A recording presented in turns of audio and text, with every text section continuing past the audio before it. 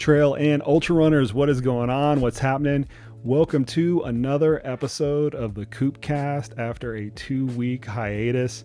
Yes, I'm back from the Pacific Crest Trail. Yes, I'm back recording podcasts. I tried to bank as many of them as possible before I left for that expedition, but I'm only one person and I could only get so much content churned out. Thank you guys for being really patient. I am glad to be back home and back in the studio and recording podcasts again. While that experience was an epic one, I'm a firm believer of just getting right back to the grindstone. And so here we are with another episode of the Koopcast. On this episode, we had a roundtable with our coaches and is all about 200-mile race strategy. That season is coming upon us right now, where a lot of these 200-mile events are in the very near future. And so I wanted to get 3 of our crack coaches on the case in Andy Jones-Wilkins, Duncan Callahan, and Corrine Malcolm, and myself to talk about how we set up sleep strategies, nutrition strategies, and pacing strategies for our athletes that are participating in these events. If you are participating in one of these 200-mile events, listen up. Or if you're thinking about participating in one of these events, listen up. It is full of a lot of knowledge and a lot of things that you will hear from participants in these races is, this is what I'm trying, but we really don't know the formula. We tried to distill it down to the best practices that we are implementing with our athletes across all of those areas. This conversation is great. It'll apply to not only people that are doing 200s, but also I think the people that are doing particularly long mountainous hundreds will also get something out of this conversation. Much thanks to Corrine, AJW, and Duncan for coming on this podcast today. So here it is. I'm going to get right out of the way. Here's my conversation all about how to execute a 200-mile race plan. Okay, so we've all got athletes doing various 200-mile events. Some of them are doing the Triple Crown. Some of them are doing singular ones. Some of them are domestic. I have an athlete that's doing Tour de Géant. So what we're going to try to do is like alchemize all of the strategies for this big umbrella 200-mile event, realizing that they are all in fact different, right? Bigfoot is a markedly different event as compared to Tour de Géant. So just like we kind of use different strategies for 100-milers, like Hard Rock versus Western States versus Javelina might have a lot of different strategies. These 200-milers are going to have slightly different strategies as well, but we're going to do our best to try to, like I said, just kind of alchemize it all together. So in our round robin format that we're going to use here, Corrine, you're going to get to start because it's ladies first, always ladies first. Try to paint a broad picture of what are the major differences with 200-mile races as an athlete would see or experience them? Because most athletes are looking at this from the lens of, okay, I've done a 50 or I've done 100. Most athletes are not jumping into the 200-mile distance as their first ultra running foray. There might be some of those people out there, but very few. What are the major differences from the athlete's perspective that they're going to see during the race itself? I mean, there's a lot of obvious things there, right? There's the time on feet. There's the multiple nights for a lot of athletes. That's going to be a big thing. They've got multiple nights that they're going through, more than 2 nights, as opposed to maybe doing 100. I think nutrition becomes a major factor because you've got to eat for so long, although the intensity is a lot lower. So maybe they surprise themselves and actually can eat a lot more and a lot of different foods than they typically do in maybe a shorter event. So I think it's honestly, it comes down to time, which makes sense, right? You're doubling or tripling your distance that you've ever covered. So logically, it's going to take a lot longer to get from point A to point B. So I feel like anything that physiologically ties into those kind of components of the sleeping, the eating, and the needing to cover that much ground over X number of days, those are all of a sudden going to be, how are we targeting those components of each of those races? Duncan, how do you see it? Well, I guess, not to be too general, but doing a 200-miler is 6 to 10 days off from work, depending on where you live in the country in relation to your event. 6 to 10 days off from work, from family life. And I think that's a really big consideration. So the thing I'm working with on a lot of athletes is, banking as much credibility at home and as much credibility at work as possible going in. And then just knowing you're going to have to pick up the slack on the back end. I think that's a really important distinction. Probably I'm overblowing it thinking about it in terms of myself, but I think that's important. And one thing I remember when I got into the sport, just 100 mile is twice the distance, but 3 times the duration than a 50 mile. Well, right. I mean, the same thing's true for a 200. It's twice the distance than 100, but it's probably 3 times the duration. I think that's some pretty good back of the napkin rough math. So I think that ties in exactly what Corrine was saying, that anything that goes great during 100 mile could be amplified over 200. Anything that goes wrong during 100 mile could be way amplified in 200. And I got some other thoughts on that too when we talk pacing and whatnot, but I think those are just some generalizations to start. I love the fact that right off the bat, you're like, you need to bank a lot of favors. You need whatever, brownie points that you can pull. You're going to cash in all of those chips and then still go into the brownie point debt after the fact. And that's not only with work, right? But it's also with your crew and your pacers and your family and your spouse and things like that. Like I had to pull out a lot of brownie points to get Liz to crew me for Tour de Géant, because she had to burn all of her PTO days just for this one event. Not all of them, most of them, for this one event. And that's not a light ask for almost anybody. Yeah. It's super holistic too. It's a very holistic approach, right? It's like physiology is where I go, and Duncan's like, holistically, this is a big ask for someone, for their family, for their employer. I really like that immediate take on it. I think is a critical distinction. Again, I can see people coming from out of state to do Leadville. They can leave Thursday morning from Ohio, be back Sunday night in Ohio. If they're going to Bigfoot or something, it's a Sunday to Tuesday, or a Sunday through. I mean, it's 7 to 10 days commitment door to door. So it's a big ask. So okay, Andy, you get to fill in. Riffing off both of those, I think I remember when I was first jumping from a 50 to 100, and somebody told me, you're going to have 4 times the problems in 100 that you have in a 50. So you figure going from 100 to a 200, you're going to have about 8 times the problems. So you really have to get your head prepared for lots of problems out there, and whether they're nutrition problems, body problems, the things going wrong, missing your crew, your drop bag getting lost, all of those things get magnified. And I think you need to be prepared for so many more problems in a 200 than in a 100. But it's more, but it's also the ones that you experience are amplified because of the fatigue and the duration out there. So you get a blister in a 100 mile, you can kind of like suck it up and just run with it for 20 miles. You get a blister at the same point. At a 200 miler, you have 120 miles to run with it. So that gets worse if you don't treat it, and same thing with nutrition, and on and on and on and on. So I'll ping off of that and say, yes, athletes need to learn to adapt better in 200 milers, realizing that there are going to be more problems, and those problems are typically amplified because of the duration, and the fatigue is so much bigger than what they've experienced. But I would add to that makes it all the less likely that you should wing it, especially with gear, with your poles, with your pack, with the size bladder you have. Like, you have to geek out a little bit more, because if you just wing it, same thing in 100. If you just wing it and, I can make it through the last 20 miles with my handheld broken or whatever, you can't do that in a 200. And so it's just the whole notion of everything being magnified, I think, is really important for an athlete to think about ahead of time. You know where that really comes through actually is our lights. I see more people that kind of they make a mistake at the 100-mile distance, like they don't have good lighting, they don't realize that their headlamp was only going to last 6 hours or whatever. They can get away with that for a 100-mile race because they might have an aid station where they can swap headlamps out, or they happen to bum one from somebody else. You can't, that's a really big penalty in a 200-mile race, where not only are you going through multiple nights, but you're going through multiple full nights. And in addition to that, the aid stations are typically further apart.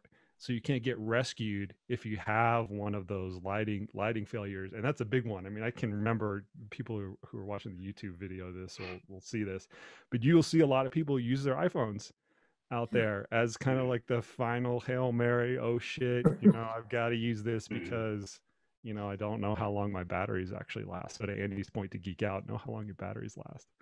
Okay, so you guys already, with this overarching statement, we've already kind of pinged off the outline that we have, which we're going to go through: pacing strategy, nutrition strategy. We're going to save the best for last. So let's try to blow through the first two, which is the sleep strategy, which is the one that everybody wants to know about, right? That's the one. So we're going to save that for the end. That'll be like the apex of the whole podcast. So we touched on this a little bit. Andy, you get to go first. How do you set up the pacing strategy for athletes that are doing these 200 milers, particularly the ones that are like just getting into it from the 100-mile distance? Well, I most of all want them to pay attention. Well, starting to pay attention to the course itself, to think through what, as you were mentioning, the distance between the aid stations, the terrain, get a real sense of what that would be, and then think through where their strengths and weaknesses are: downhills, uphills, single track, gravel road, that kind of thing. And then just pull it way back.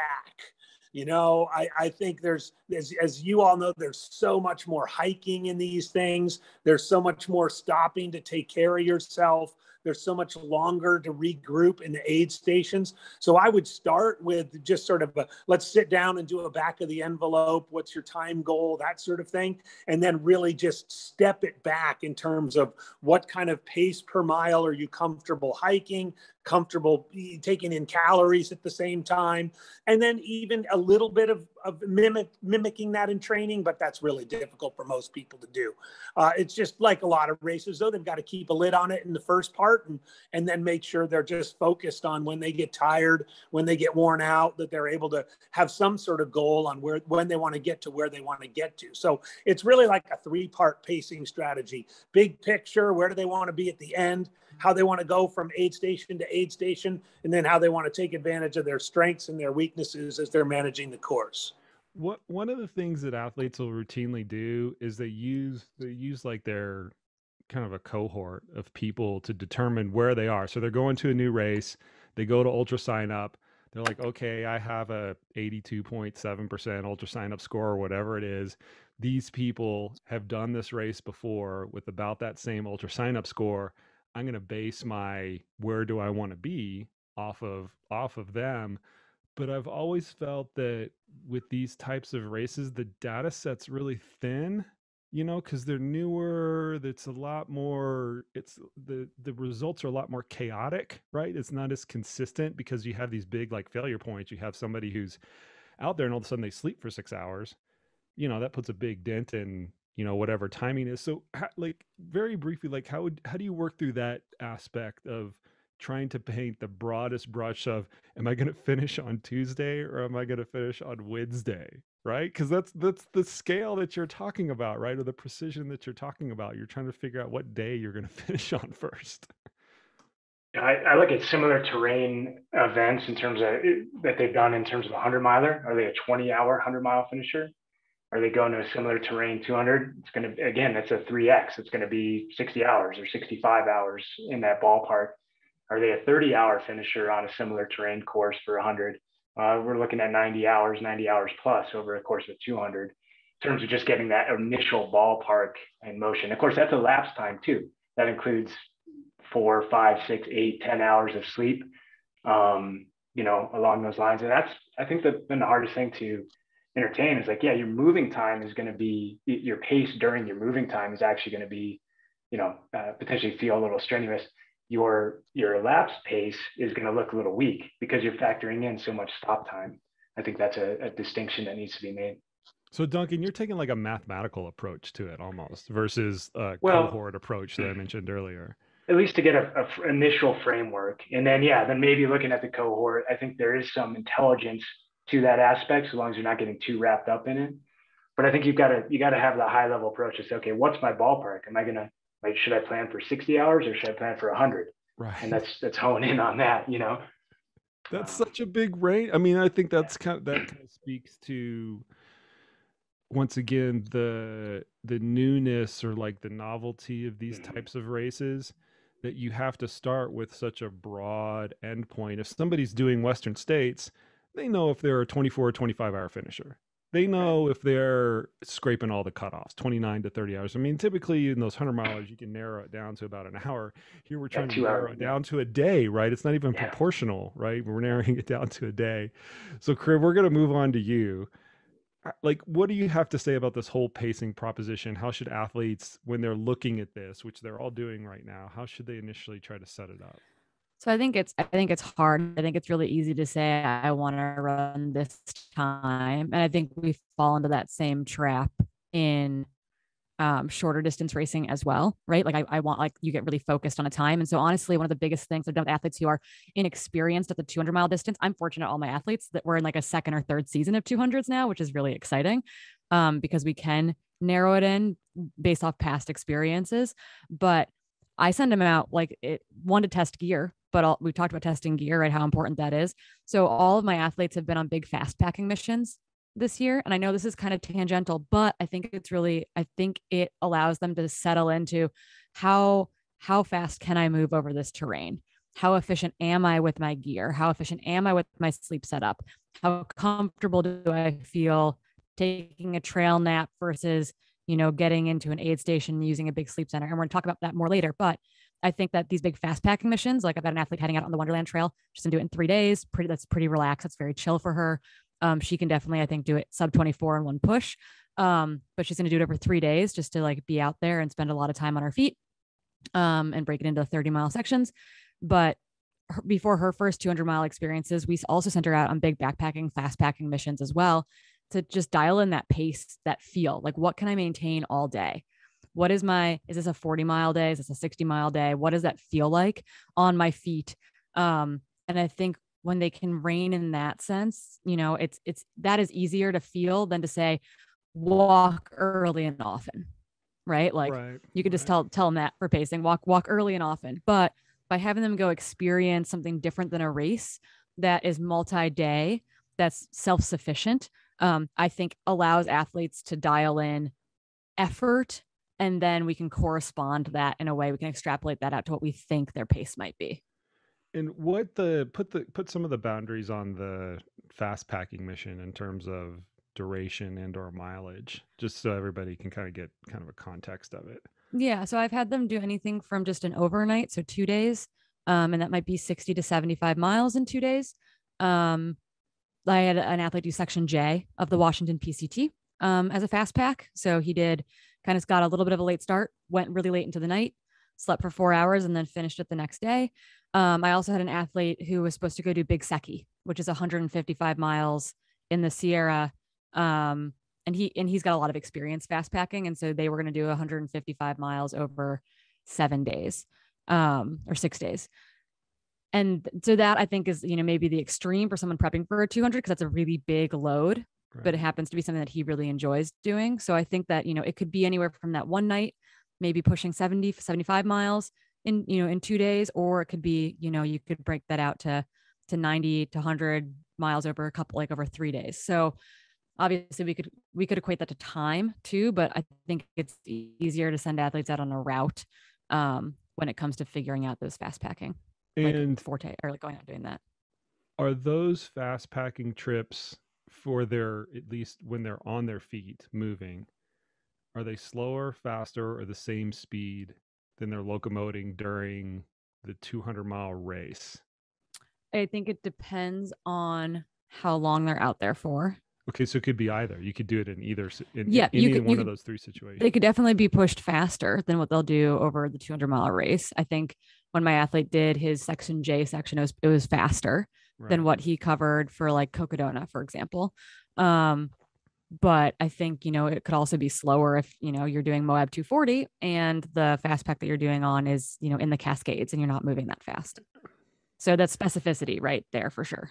Yeah. Yeah. And I wanted to, before people go out and say, oh, well, I'm going to do this 3-day fast packing trip and it's going to be equivalent or equal to what I think my moving speed is going to be on whatever, they need to think through, is the terrain similar? How much does the fast pack slow me down compared to what my race kit is? Like all of those things need to kind of be taken into consideration. I still think that in any way you contrive it, it's like plus or minus 15% whenever I've seen any of those. Like it's not that, which on the scale of we're trying to figure out what day they're finishing on, right? Yeah. Let's go back to that. That gets you to what day are you going to finish on? It might not get to, or is it the morning or the afternoon of whatever day, but it'll get you to at least what day are you going to finish on? Yeah, I'll just highlight there the importance of a training camp, I think, for a 200-mile prep phase. I have 3 athletes getting ready for Bigfoot, and they just, they're fast runners too. I mean, these are like 3-hour type marathoners. Their normal daily run is 7:10 pace on flat ground. And so right, totally different than Bigfoot. Mm-hmm. And so the training camp that they put together, 3 of them went together, was a bunch of running and hiking between 18 and 23-minute pace, which is kind of what they're on similar terrain, vertical, probably a little rockier. It was in that Priest area, AJW. I'm sure you've been there. But anyway, just the importance of training camp to really try to dial in some pace if terrain is an issue for you in your day-to-day running or week-to-week running. So we're going to move on to our next topic. And I think this is a good segue to it, Duncan. So we'll kind of start with you, because one of the things that these training camps are good for is to dial in your nutrition, which is once again something that's unique, and it gets exponentially more unique as the duration kind of goes up. We all know the runners at the 100-mile distance that can survive off of gels. And I always bring up Carl Meltzer because he's the best example of this. 60 gels, 12 Red Bull. Yeah. Exactly, right. He'd show up to the Hard Rock 100 with a 48 pack of vanilla gels, and that was his nutrition, and he could do it, and he was really successful at it.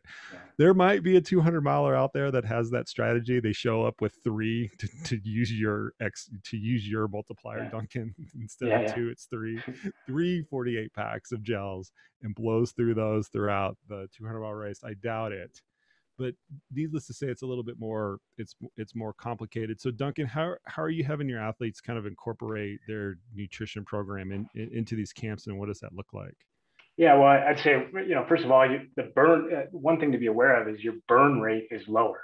Right. Your intensity is lower, your burn rate's lower. And so if your normal burn rate is 500 to 800 calories in an hour, it might be 400 to 600 in a 200, something along those lines. But also your ability to consume increases because the intensity is lower. So I think that gap between, the underfueled gap shrinks in a 200 if you're doing it right. I definitely am advising athletes on a more real food or whole food diet. I think you can get into trouble with that with high fiber, right? But a little more protein, a little more fat, a little more carbs, something a little more savory potentially. So athletes have been practicing with that on the trail. The rice ball concoction is a famous one, obviously. And then the soup concept or the noodle concepts at self-built aid stations during the training camp. I think that's really important. So acknowledging burn rates lower, acknowledging your ability to consume is higher, and then really putting an emphasis on more real food or more whole food, I think is important. And there's, quite a few other distinctions. I'll let, AJW or Corrine answer next, but I mean, there's quite a few other things to consider as well. Corrine, you want to jump in on that? Yeah, I think that most of the athletes that I've had who have done these 200+ mile races, because they're really 200+, right? We're talking about 240. We're talking about, it gets a little insane. And until last year, I had no experience running over 100 miles. And so I was, guiding these athletes with, the knowledge and using their experience. And it took a lot of time, I think, for me it took, I think every time that you step up in distance personally as a coach, you also kind of have this new insight to bring into things with your athletes as well, which I find valuable growing as a coach in that way. But so what I found with athletes too, is that I feel like in a normal 100 and a normal 50, you're carrying a lot of your nutrition on you. You're eating every 30 minutes. It seems very, rigorous. And I find that most of my athletes in these 200s, like lean towards, they're going to come into a life station, an aid station, and they're going to eat more in that chunk of time because they're getting their quesadillas, their burritos, their burgers, their whatever the aid station is throwing together. And so they kind of have this influx of calories. And because you're burning lower, you're often not taking in more than carbohydrates, right? You're taking in fat and protein. And that, I think, sustains you for longer as well. So you can get away with not having to be like, I need to eat this thing every 30 minutes. Obviously, encouraging athletes that you need to carry food with you because it is a long ways between aid stations. But you don't, I think, have to be as, in my experience with these athletes, you don't have to be as rigorous of like, I need to take in 100 calories every 30 minutes. You can get away with like, I just ate a burrito, so I'm good for 90 minutes or 2 hours.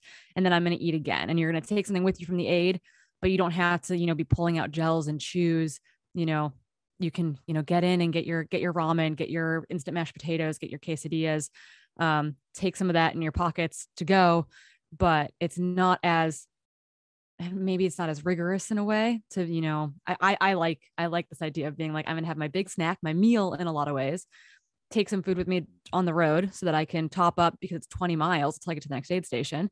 But not, needing to be, eating every 30 minutes in these increments, I think is very different from a 50 and 100 to the 200 plus mile distance. So this like strategy that we've colloquialized into nibble, nibble, sip, sip might not be as appropriate as the duration goes up, because as Duncan mentioned, you have the ability to tolerate more and also tolerate more real stuff. You don't need to nibble, nibble, sip, sip in order to reduce the incidence of gastrointestinal distress. You can eat and wait and eat and wait and eat and wait.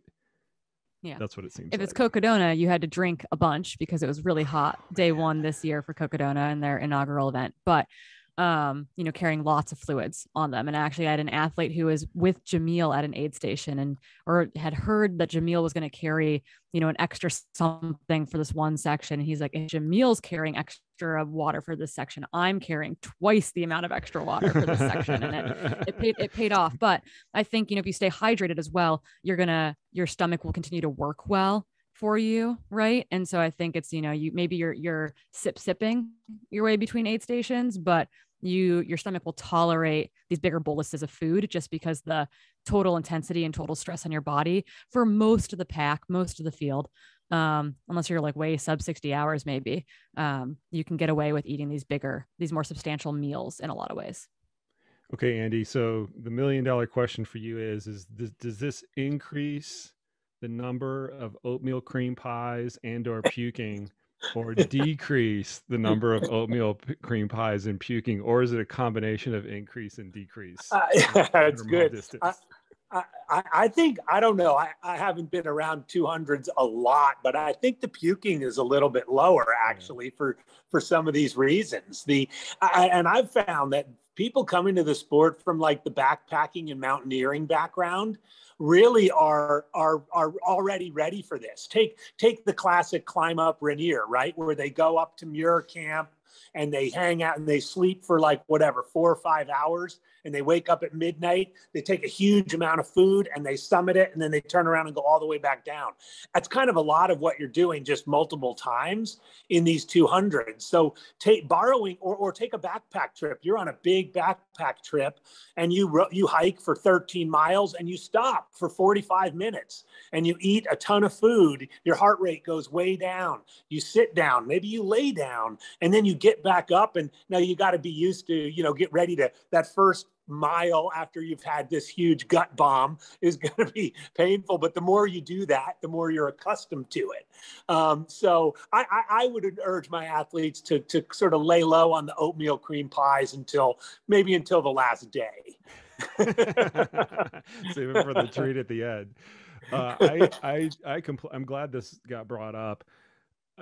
Nobody studied this scientifically, but just through observation, I think that however you slice and dice it, puking per mile, puking per participant, puking per hour is markedly, not just a little bit, markedly lower at 200-mile distance compared to other ultramarathon distances. And it's because, as Duncan led with, the intensity is so much lower. You can tolerate more food stuff. It's not this toxic combination of intensity management with calorie management at the same time, because the duration is so long, that the intensity is so low, that you've got more opportunity to just to kind of either screw it up or take in real foods or just slow down if you get queasy, right? That's actually people's biggest problem at faster ultra marathons, is they're trying to push the envelope so much on both the nutrition and the pacing front simultaneously, which kind of creates this like toxic combination of that ultimately results in some GI distress.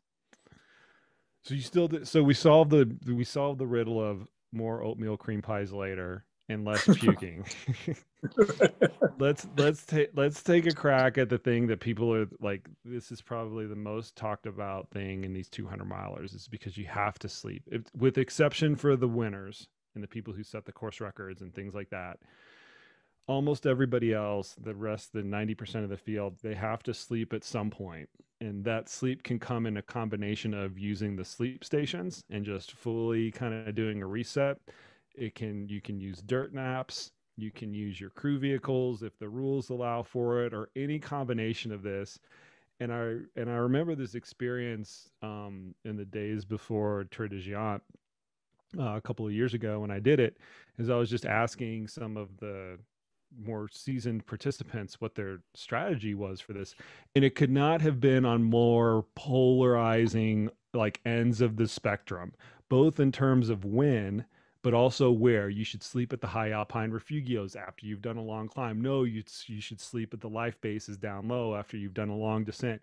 You should sleep in the morning. You should sleep at night. You should sleep for 2 hours. You should sleep for 20 minutes.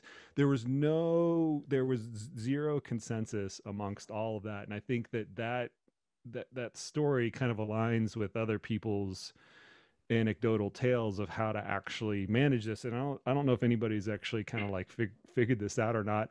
A lot of times it takes care of itself, because they just go so long and then have to pass out in the dirt, and then they wake up and they kind of do it again.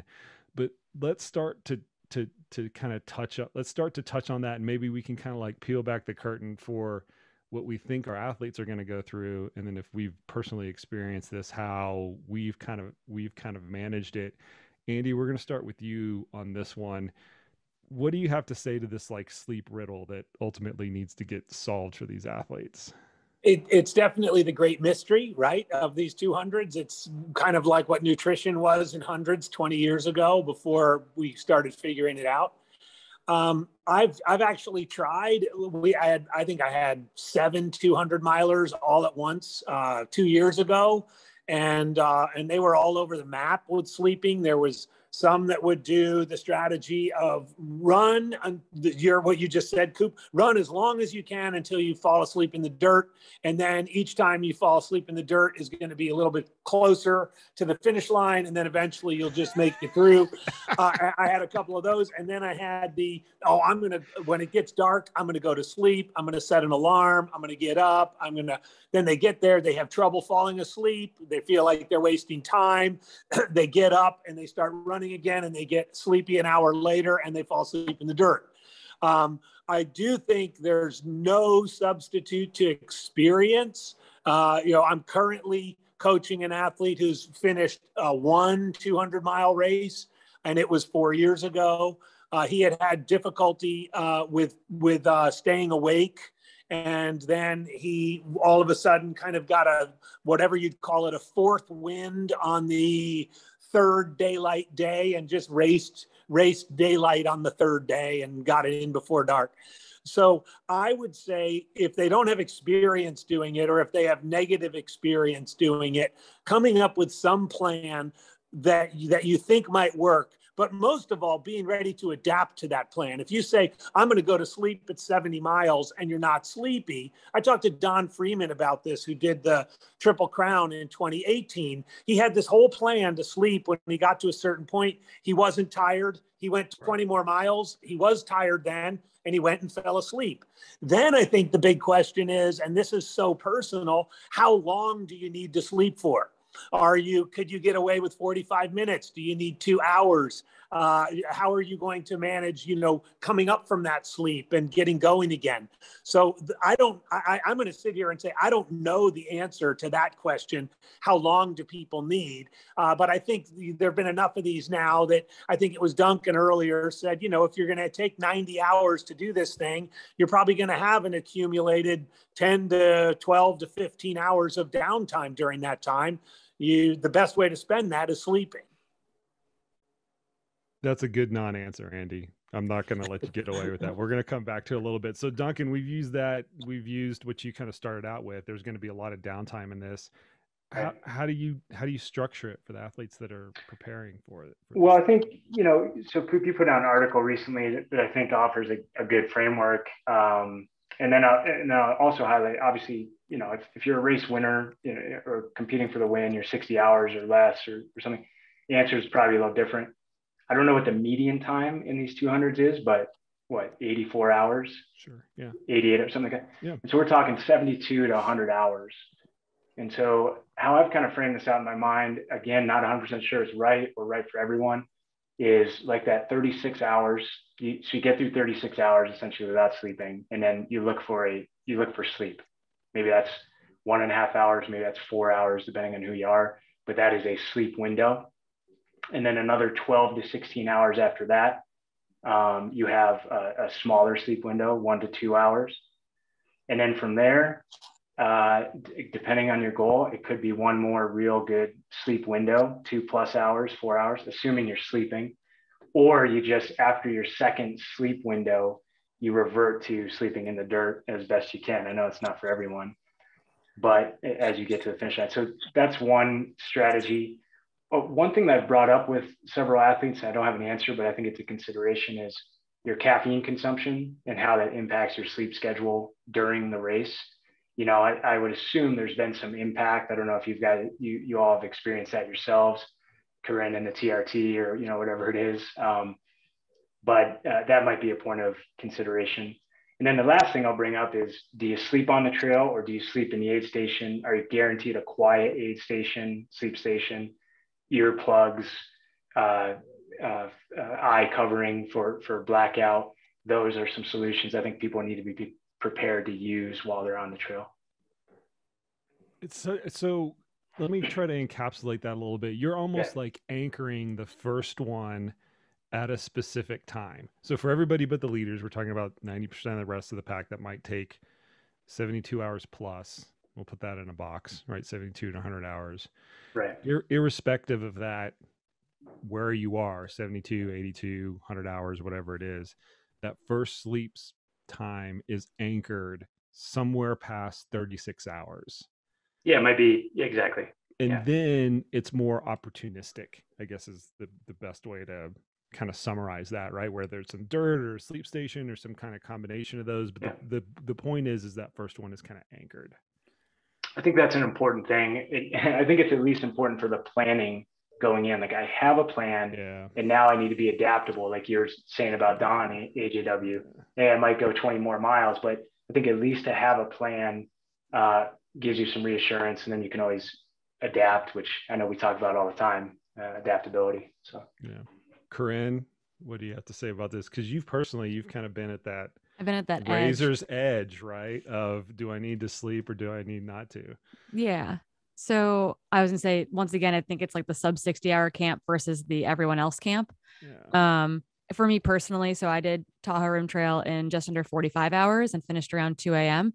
And I didn't feel tired. I never felt like I needed a nap, but I got in the car and immediately fell asleep.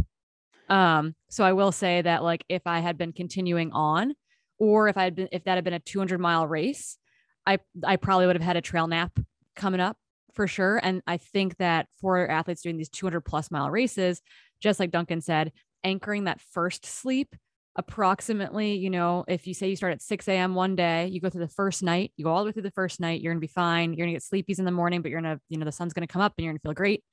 You're going to push that the next day. And then I think that there is some science about, and I think this goes back to like our natural circadian rhythm a little bit, is that if you anchor that first sleep to be in the early hours of the morning before the sun comes up, of that second night, so that when you wake up, you're waking up with the sunrise, because that's going to help kick you back into action. Feel a little bit less groggy. Hopefully it'll feel like more substantial sleep than maybe the 2 to 4 hours that you actually were on the ground for.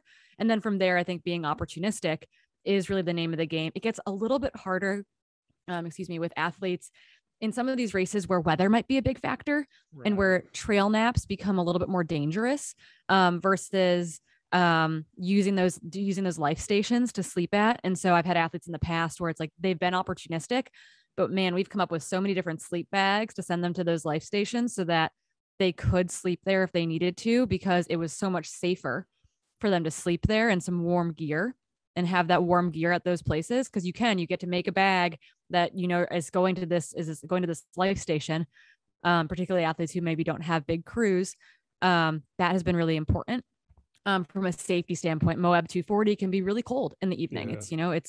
It's in October. It can snow overnight. It can be hot during the day. Those are hard conditions to sleep in. And so you got to kind of play with that as well, of having the stuff you need so that you could sleep in a life station when you get there, while still, having a good bivvy and stuff so that you can safely take a trail nap when you might be in more inclement weather.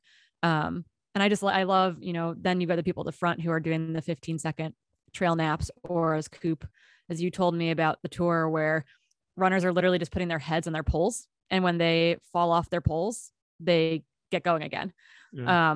Or putting their poles in the right direction so you know which way you're headed when you get Right. up again, which is super important. And so there's different strategies for everyone, but I think the key is that most people are going to anchor their first sleep kind of late into night 2, and then from there be more opportunistic, either using a combination of trail naps and trail naps with life station sleeps, depending on weather and your personal setup and how comfortable you are falling asleep in those places.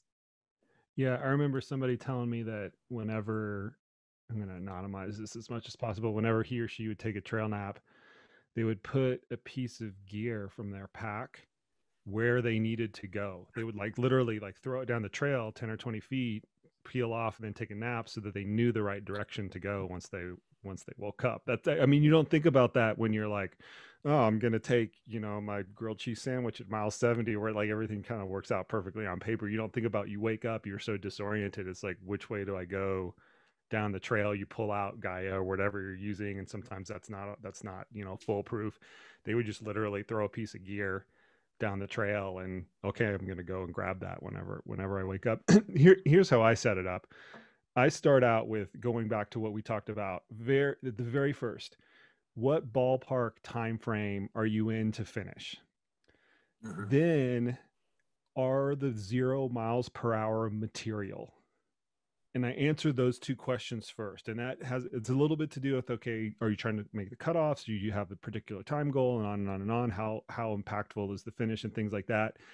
And then that sets the framework for how much you can actually sleep. And it's not the most precise, formula in the world, but then how much time you can spend going 0 miles an hour. Is it 4 hours? Is it 6 hours? Is it 10 hours? You're trying to put them in these general buckets. And the reason I go through that strategy first is because that sets then the options. And after that, it becomes, I take Duncan's strategy of, we anchor the first one, and then it's a choose your own adventure. So they know how much total time ballpark they can spend going 0 miles an hour. After that first sleep, which is usually into the second night, then they start to deploy those options. Do I take a 30-minute trail nap? Do I spend 2 hours at a sleep station and things like that? Unless they have a whole lot of experience, I try not to extrapolate or guess that too much, because it really is throwing a dart at a dartboard kind of blindfold. I like the options strategy a whole lot more. Sometimes we'll dial those options in based on their previous experience. So if they have a lot of backpacking experience, as Andy mentioned, right, they're going to be more comfortable finding a rock, putting their backpack onto a rock, turning that into a makeshift pillow, and as long as the weather is good, as Corrine mentioned, kind of falling asleep. Those people without a lot of backpacking experience, they're going to want to get to an aid station where they can curl up in a sleeping bag on a cot, or maybe in the back of their truck or whatever, and kind of sleeping there. So that starts to shade the strategy a little bit. but I start with how much time availability is actually ballpark, how much time availability is there actually there to go 0 miles an hour. And I never hesitate to bake in more sleeping than is the absolute bare minimum. I think that's where a lot of these strategies go awry, is a lot of people are looking at it as almost in Corinne's situation where, can I finish this and then pass out? Like what's the maximum tolerable amount of sleep deprivation that I can kind of possibly go through? I don't really take that approach in these because I know the time doesn't totally evaporate. So if you spend 2 hours sleeping, that 0 miles an hour doesn't go into thin air because you're able to go faster once you wake up, and you're able to locomote, and you can eat, and you're a little bit more aware, and you can, negotiate down a tricky trail or kind of whatever. So I don't. So anyway, I use that to say that I don't hesitate to bake in more, or to have options for more sleep than what might be kind of ideal from a timing perspective, because I know that sleeping time doesn't completely evaporate into thin air. You get a little bit of it back just in faster trail locomotion. But it all starts out with the pre-planning of how fast can you go when you're moving. Okay, that sets the parameters. How much time can you spend going 0 miles an hour? And then we start to run the then choose your own adventure options. Corrine, you wanted to say something. I was just going to ask if you talked about a wake up plan. Have you ever had an athlete who, obviously no one's going to fall asleep on the side of the trail for 8 hours in the dirt? Well, maybe, but like, at a sleep station, have you had anybody oversleep, go from a 2-hour sleep to a 6-hour and blow their whole race plan? Anything like that? Well, I'll tell another funny story about Tour de Géant. Tour de Géant, they are on it. Like they give you 2 hours, and at 2 hours on the nose, they literally kick you. They literally kick your cot, and they tell you to get up in whatever language they speak, and then you're kind of off. And it's like a serious deal. Like you cannot commandeer that cot for more than the allotted time. Most people are just hurting so much that once they wake up, they should just go. But that actually brings up a really good question of how long is too long, right? Is it more beneficial to get a big chunk or to break it up into different chunks? And I honestly have never, we can all round robin this again. I've never run into the issue of somebody sleeping too long because because the environment just kind of wakes them up, and they kind of get down the trail. Typically what I'm having my athletes do is set a timer for whatever we think is the best option, 1 hour or 90 minutes or whatever, just on their phone or on their watch or whatever. But I don't know what you guys have to say about this, like how long is too long strategy. Corinne, we'll start with you on this one. Yeah, I don't know that there is a too long. I mean, you're working with a finite amount of time, right? Like you can't, if you, like, as you mentioned, there's only so many 0, hours where you can move 0 miles an hour. Although we personally have a coach at CTS who has taken some serious naps during 100. That's because he's fast. Yeah, he's fast. He can take a 4-hour nap at 100. Yeah, which is a little bit frustrating sometimes, but where if we can get him to stay awake, he'd be very good. But so I don't know about that, but I do think that, if you don't have a crew, like, oftentimes my athletes will utilize their crew, say, hey, like, I want you to wake me up in 20 minutes. Hey, I want you to wake me up in an hour. And I think that, having a good crew can be really beneficial. If you don't have that, or if you're at a place in the trail where you don't have that, it really, I would struggle maybe to go to sleep because I'd be so nervous that I wouldn't wake up. I'm that person who sets like 12 alarms if I've got to travel to the airport early in the morning, because I'm like so afraid I'm going to oversleep. So I think that would be something that my athletes might have to juggle. But I don't know that there's a too long. You run out of time at a certain point. And so I think that you work with near the minimum. Maybe that long sleep initially is 2 hours, and then from there you go shorter. But I don't think anyone's going in saying, hey, I'm going to sleep for 8 hours here and then get going. I just don't think that that's a realistic expectation for any of these races. I don't have experience to say otherwise. I like Corrine's idea about the circadian rhythms, I think is how you say it. I think if you map out the strategy based on when it's going to get light out, those things are definitely impacts. I think of 100-mile racers who've done, say, UTMB or Grindstone, that start at the nighttime, and they're like, what the heck? I'm getting sleepy and I'm only 30 miles into this thing, because it's 2 a.m. and that's when they normally get tired. Right. So I think one of the things about the sleep strategy, or how much is too much, right, is if you can settle into a sleep at 4 a.m. knowing it's going to get light at 5:30, that's perfect. Here's a caveat though to that second night, starting sleeping on the second night. If you go into the race with poor sleep management for whatever reason, you're nervous for the preceding 3 days going into the race, or you had some sort of big work project or whatever, right? If you're already behind on sleep, I don't think you can get away with that to the same degree. I think that you're almost better, and this is a point of communication between like coaching athletes that we have, like leading up to the race.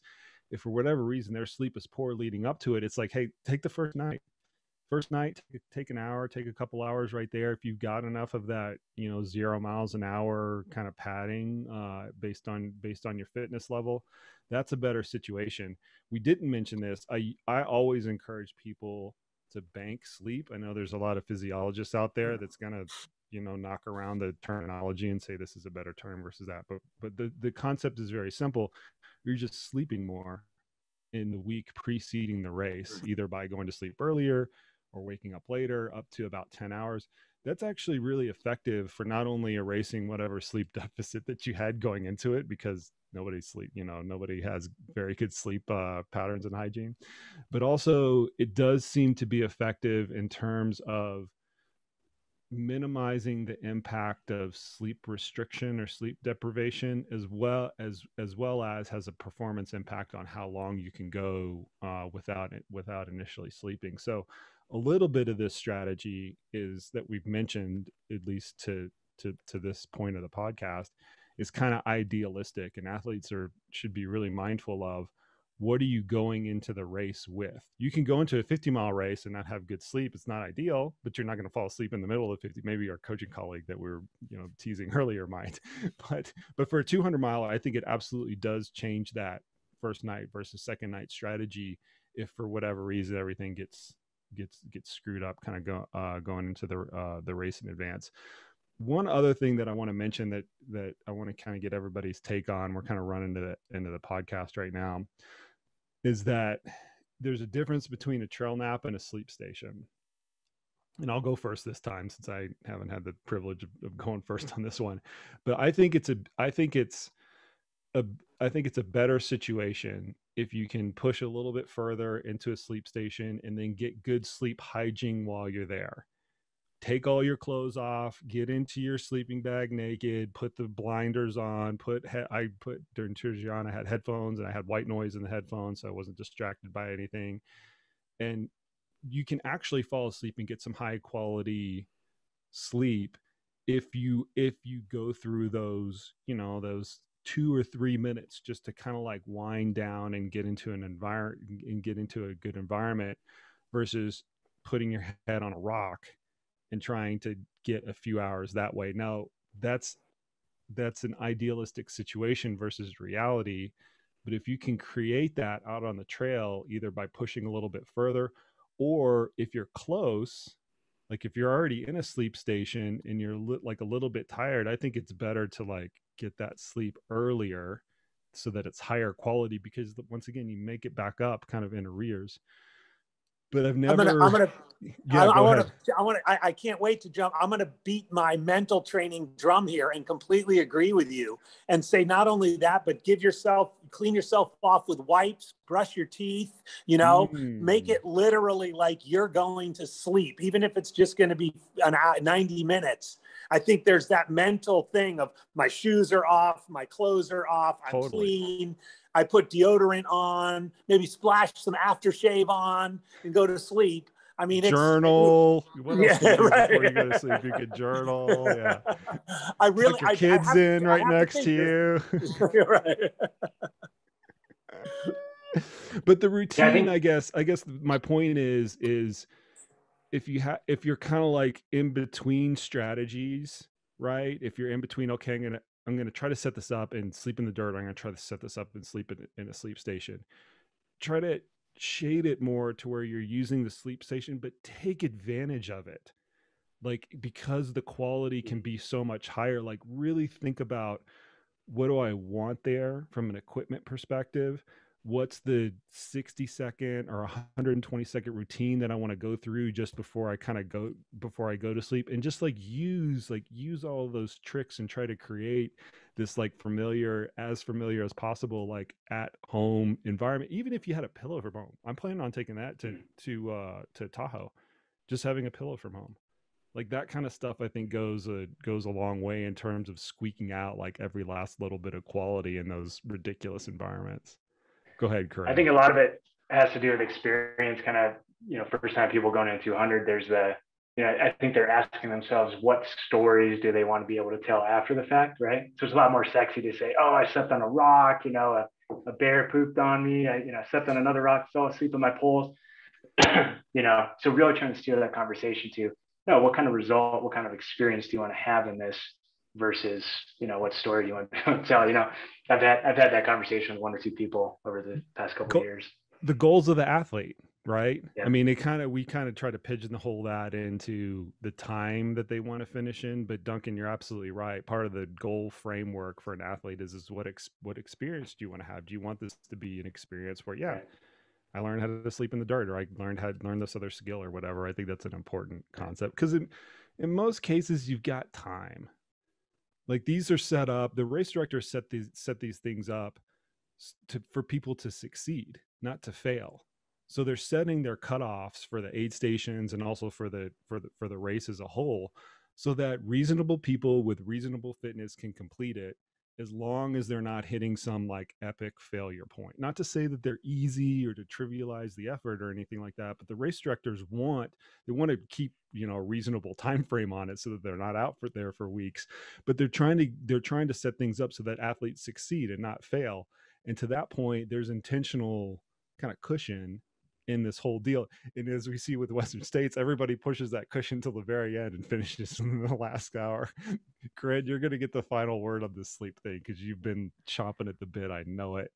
Yeah. So I would just say that, as we discussed, between the difference between like a sleep station or a life station versus a trail nap, although one definitely does sound sexier than the other, is this notion too that I think of trail naps as like, it's emergent. That is an emergent situation where you need to go be on the ground right now for your own safety, for your own sanity. And, preferably maybe that's when you've got a pacer with you or something. But I do think that is a more emergent sleep situation, and that can be planned, or, as part of your kind of ad hoc plan for the adaptability portion of this, right? Like, those are going to be short. Ideally, they're going to be only as you need them, so that you can get quality sleep in those sleep stations, particularly the early sleep stations that you might encounter, versus like, I told my crew for TRT, like, hey, I'm going to try not to sleep, but if I need to, I'm just going to sit on the ground for 15 minutes and then we're going to get going again or whatever, like setting that kind of expectation.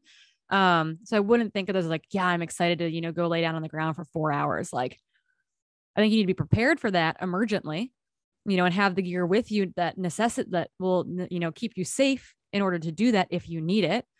But an ideal situation, right? And that's what we keep going back to, is the idealistic situation with 200s. And, you can plan for an ideal race and get something totally different, but is to utilize the sleep stations to the best of your ability earlier, like, in day 2 and day 3, and use those trail naps, those rock naps, whatever they might be, as emergent holdover naps that are just going to give you that 30-minute or that 15-minute reset, or according to Walter, the 90-second reset, an extreme example there, to keep moving down the trail. I know that you unintentionally took many a trail nap towards the end of tour as well, where you physically just woke up on the ground a bunch. And so it's like, once again, that's probably a fairly emergent situation, as opposed to a planned, I know I'm going to go to this point and nap. So that's kind of how I delineate, I think, those two forms of sleep that you might encounter during a 200 plus event. Yeah. And then the final complicating piece is, when is your caffeine commitment point? at what point do you just start whatever your caffeine strategy is, you start deploying that because you know you have to make it to the finish line without the next deal, because that's like you can't retract that, right? Especially if you're like a slow metabolizer like myself. Like, I know if I start taking caffeine, I'm not sleeping for the next at least 8 hours, at least. So you've got to, it's like a commitment point, which it's a whole nother kettle of fish that we can handle on another podcast. All right, we're going to wrap it up there. Like Tim Ferriss. There you go. You go. All right, we're going to wrap it up there. Thanks you guys for coming on the podcast today. I hope everybody who's listening to this now has a more successful 200-mile race plan in regards to pacing, nutrition, and sleep. Andy, Duncan, Corrine, thank you guys. Thanks. Thank you. Thanks. Have a good one. All right, folks, there you have it.